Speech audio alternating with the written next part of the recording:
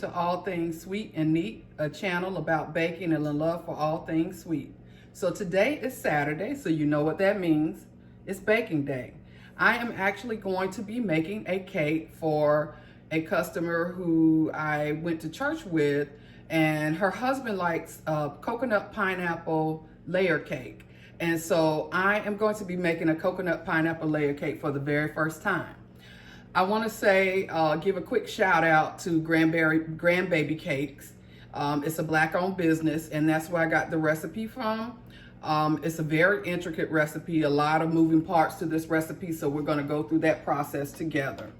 So we're going to start off, and I have a pot here, so I'll be moving around quite a bit this morning because I have a pot going because that's my pineapple filling for the layer cake.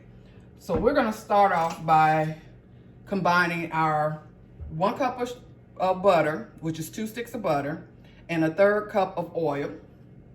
And so we're going to beat this. The recipe calls for you to beat it on high. And so I'm going to do that now. My butter and oil are room temperature. Well, my oil was already room temperature, but my butter was room temperature, so I let that come to room temperature, and I'm just going to combine it until it gets to a creamy, fluffy mixture. And then I'm going to combine 2½ cups of sugar, which I have already measured out here. As you all know, I always talk about measuring your items first before you start baking. I have 6 eggs and 2 egg yolks that I'm also going to be adding to this mixture. 3 cups of sifted cake flour.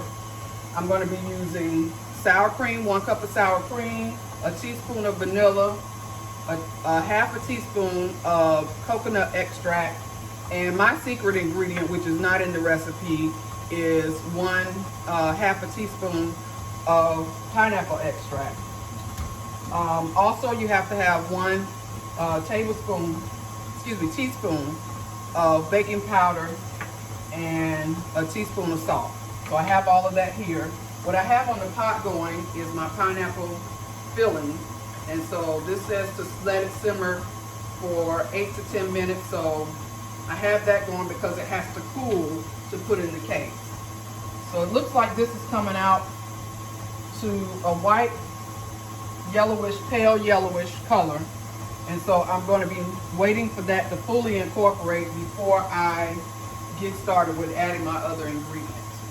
I hope you guys are having a wonderful day today. I am.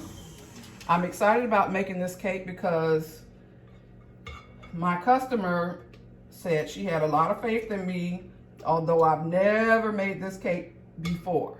Never tried it out before, but I'm trying it today, so we're going to see what happens here. Let me continue with the mixing on this. Because to me, the butter still looks a little curdled, and I know I let it get to room temperature. I was very surprised with this recipe, and I'll tell you why, because it has a lot of moving parts.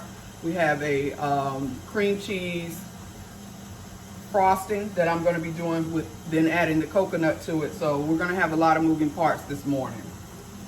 Turn this back up a little bit so I can get that texture that I'm looking for. So yesterday we made the salted caramel cupcakes with salted caramel buttercream frosting. It turned out really, really good. One thing I might add for those of you all who saw the video is that next time I think I'm going to add a little bit of sour cream to the frosting, because I just like not the sour cream, I'm sorry, cream cheese to the frosting, because I do like the cream cheese taste. And also, buttercream frosting tends to be a little bit more sweet than I like it. It was a little too sweet for me. So when I do my recipe again, I am going to opt for adding about 4 ounces of cream cheese. So we're going to stop here, and we're going to add the sugars. And it said to add just sugar. Slowly add a little in at a time and continue to mix. And so I'm going to do that. Remember yesterday I had a little bit of flyaway, so today I'm going to start it out slow and then work my way to a faster flow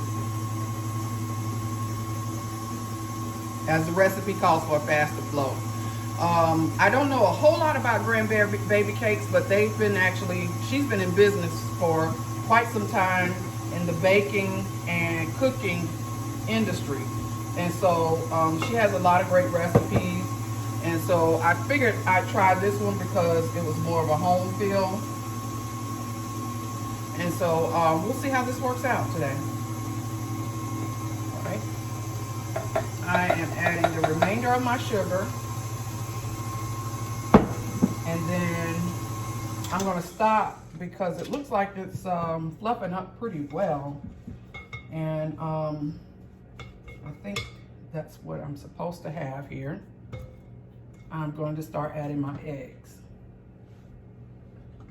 And so it does not say that you add them in one at a time, so I'm going to turn this down low and just slowly add in my eggs.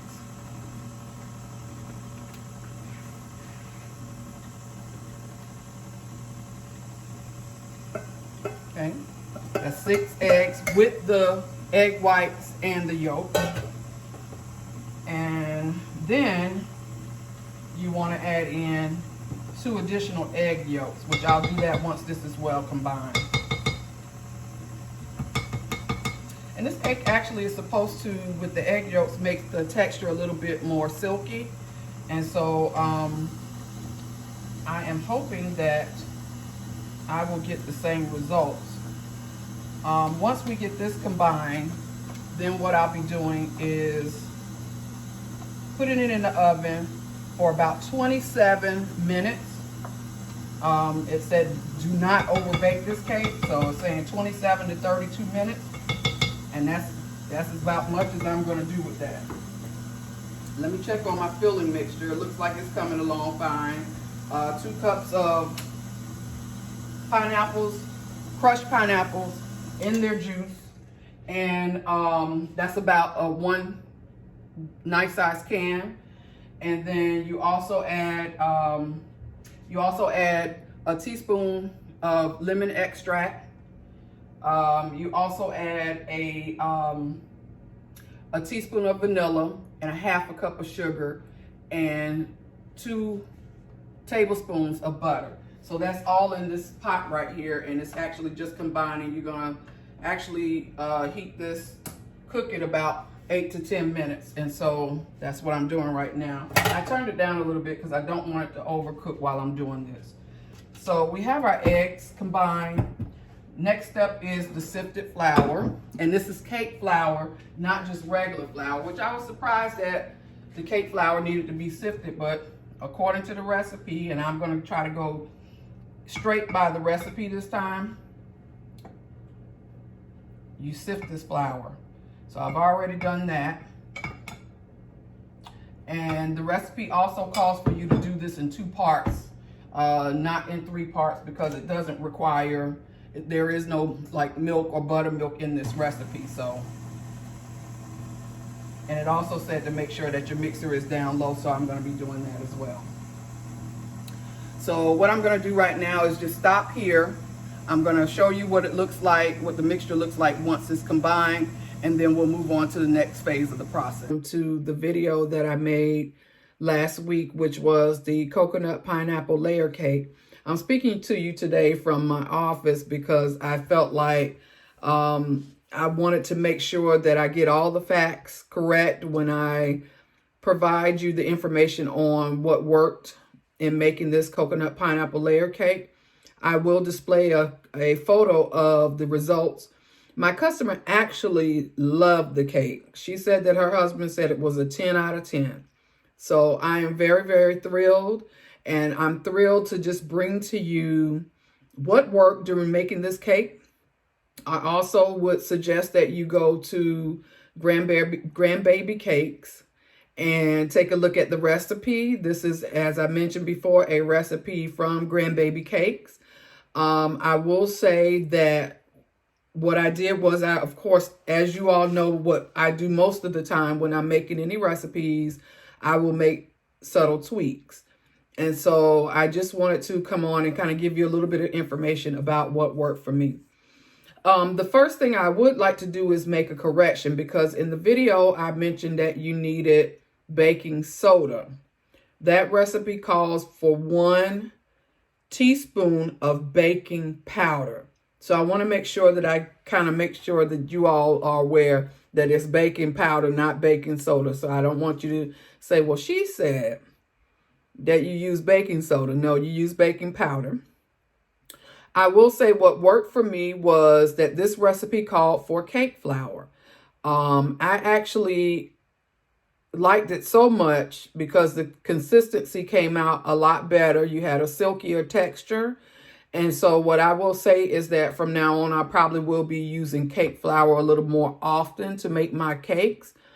And just so you know, the difference between cake flour and all-purpose flour is that cake flour has a little less or lower protein than the all-purpose flour. So that means it's very fine. And so the difference between that is that you have a finer texture when it comes to your cake flour.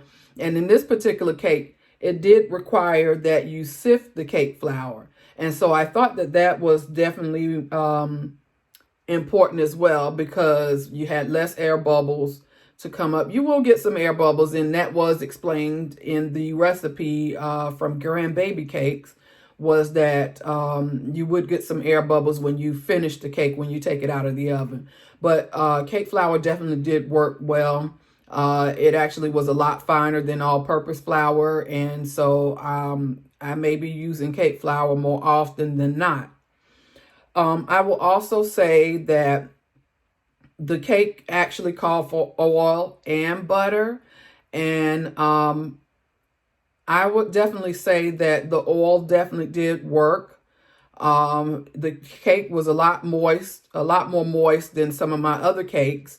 I will also say that a slight tweak to this is that you may want to add maybe 1 tablespoon or 2 tablespoons more of oil than the recipe calls for. If you really like cakes that are really super moist, I would recommend that you do that. But that did actually work. Adding the oil and the butter together, it gave it a finer consistency.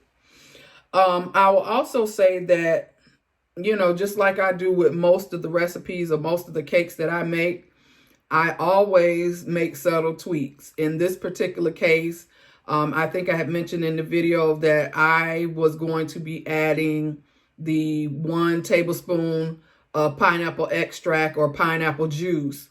I used pineapple juice in it, and it actually gave a pineapple and coconut flavor throughout the taste of the cake. So it wasn't one note. So you didn't get that just coconut taste and then the pineapple filling in the middle. You actually got both a pineapple and coconut taste that was well blended together. So for me, the tweak that I made to the recipe was that I added the pineapple juice to my cake batter. In addition, you had to add coconut flavoring, which I did, as well as vanilla flavoring. So I added those extracts, and then I also tweaked it with adding my pineapple flavoring. I will say that this cake is very, very delicate. And this was something that was mentioned in the recipe itself from Grandbaby Cakes, is that you really do want to make sure that you cook this cake, as mentioned, anywhere between 27 and 32 minutes based on your cake pan. And I say that because it's very delicate. You do not want to overbake this cake. So you need to kind of monitor that. What I did was I actually took the cake pans. I had 3 8-inch rounds. About halfway through, about 15 minutes into baking it, I actually rotated the cake pans in the oven so that way I could get an even bake all the way around, which I did. So I want to say that that definitely is also a helpful tool, is to make sure that you don't overbake it and make sure you rotate your cake pan so you get an even bake all the way through.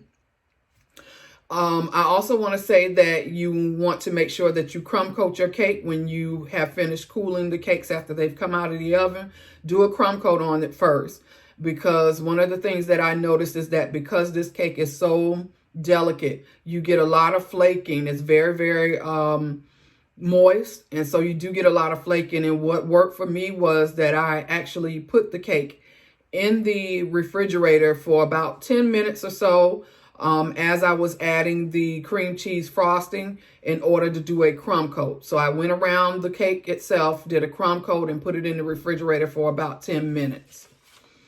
One thing I would like to say is that because you are working with coconut, I would like to say that be prepared for a slight mess if this is your first time baking this type of cake, because you have to pat the coconut onto the cake, and you have to be sort of delicate with it so that you don't get, mess up the cake in itself. So what you want to do is you want to make sure that you just keep yourself aware. Like, I didn't realize that I had a whole coconut fight in my kitchen because I had coconut everywhere.